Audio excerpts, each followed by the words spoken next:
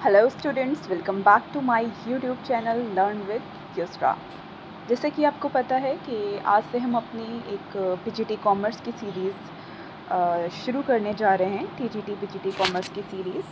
तो यहाँ पर आपको जितने भी टीचिंग एग्ज़ाम्स होते हैं उनसे रिलेटेड क्वेश्चंस मिलेंगे, जैसे कि स्टेट का टीजीटी एग्ज़ाम या पीजीटी एग्ज़ाम, किसी भी स्टेट का, एलटी ग्रेड के exams, RPSC school lecturer exams, DSSB के एग्ज़ाम्स, जो भी एग्ज़ाम्स हैं उनकी आपको एक कॉमर्स की सीरीज़ मिलेगी। ठीक है, तो चलिए शुरू करते हैं। जो आज हम स्टार्ट करने जा रहे हैं तो यूनिट 1 अकाउंटेंसी, इससे आज हम स्टार्ट करेंगे। तो आते हैं क्वेश्चन नंबर 1 पर। लिखा है meaning, objects, techniques and standard. ये जो हमारा अकाउंटेंसी की जो सीरीज़ है यूनिट 1, इसमें जो चैप्टर है जिसमें मीनिंग, ऑब्जेक्ट्स और टेक्निक और स्टैंडर्ड्स से रिलेटेड जितने भी क्वेश्चंस हैं उनकी हम प्रैक्टिस करेंगे। तो यहाँ पर क्वेश्चन नंबर 1 दिया हुआ है कि असेसमेंट ईयर स्टार्ट्स फ्रॉम। तो जो अकाउंटिंग का जो पीरियड होता है, आपको पता ही होगा कि उसका टाइम पीरियड रहता है 1 ईयर का ड्यूरेशन रहता है। तो 1 अप्रैल से लेकर के 31 मार्च तक आपका चलता है। ठीक है, तो यहाँ पर असेसमेंट ईयर फिर कब से स्टार्ट होगा?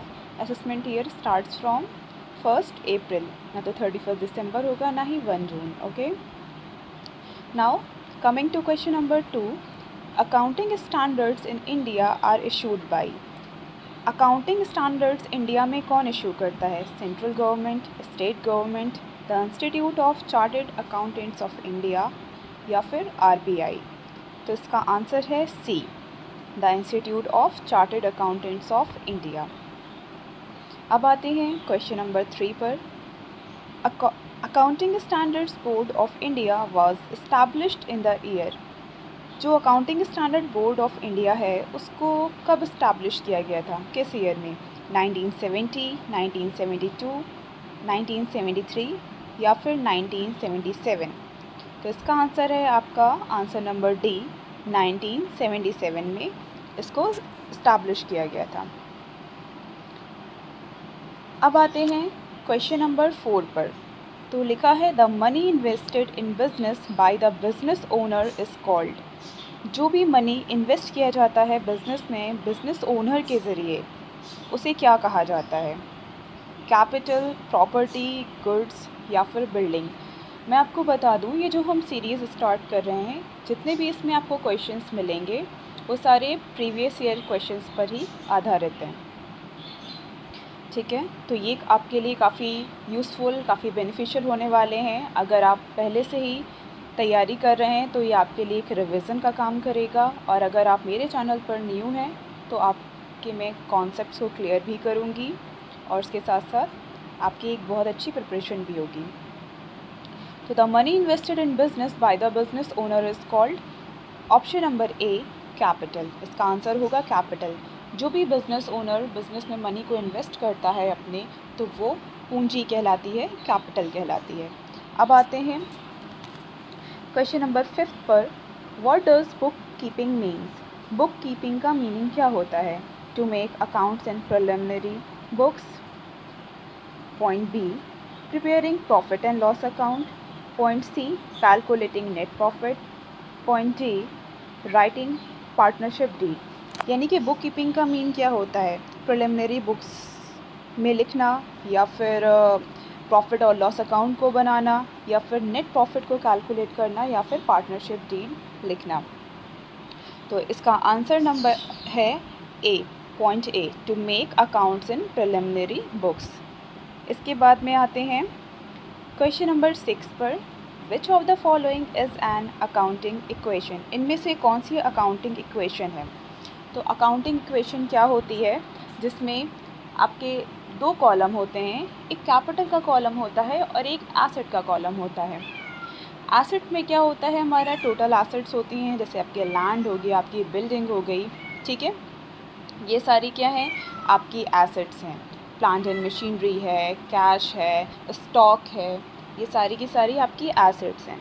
और इसी तरह से हम अगर कैपिटल की बात करें तो हमारे यहाँ पर दो तरह की चीज़ें आती हैं, जैसे एक आता है हमारा इनसाइडर लायबिलिटी और एक आती है हमारी आउटसाइडर लायबिलिटी, ठीक है। तो यहाँ पर आपका जो इक्वेशन बनती है वो होती है capital is equals to asset minus liability, यानी कि option number B. Option number A, C और डी रॉन्ग है। इसका आंसर क्या होगा? Option number B, capital is equals to asset minus liabilities. अब आते हैं क्वेश्चन नंबर 7 पर। Which of the following is a personal account? इनमें से कौन सा पर्सनल अकाउंट है? Prepaid salary account, drawing account, outstanding rent account या फिर ऑल ऑफ द अबव। तो prepaid salary account, drawing account और आउटस्टैंडिंग रेंट अकाउंट, ये तीनों ही हमारे पर्सनल अकाउंट हैं। आपको पता होना चाहिए 3 तरह के अकाउंट्स होते हैं, एक रियल अकाउंट्स, पर्सनल अकाउंट्स और नॉमिनल अकाउंट, ठीक है। तो जितने भी prepaid salary, drawing account, outstanding rent account, ये सारे के सारे पर्सनल अकाउंट की कैटेगरी में आते हैं। अब आते हैं क्वेश्चन नंबर 8 पर। The head office of the institute of cost and work accountants of India is located in at. तो ये जो हेड ऑफिस है institute of cost and work accountant of India का, ये कहाँ पर है? इन दिल्ली या फिर option number B Chennai, in Mumbai, in Kolkata. तो इसका आंसर है डी, इन कोलकाता। नेक्स्ट आते हैं क्वेश्चन नंबर 9 पर। The father of modern accounting system is considered to be. जो मॉडर्न अकाउंटिंग सिस्टम है उसके फादर कौन हैं? J R Batliboi, Luca Pacioli, Louis first, Philip Kotler. तो इसका आंसर है बी, ल्यूका पेसियोली। अब आते हैं क्वेश्चन नंबर 10 पर। Double accounting system is a system of book keeping in which accounting is done by personal and impersonal accounts. This definition is given bye.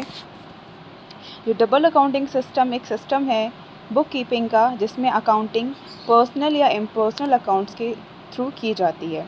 तो ये definition किसने दी है? बाय विलियम पिकल्स ने, by R.N. Carter, by M.J. Keeler, none of the above. तो इसका answer number B है, bye R.N. Quarter. तो आज के लिए इतना ही।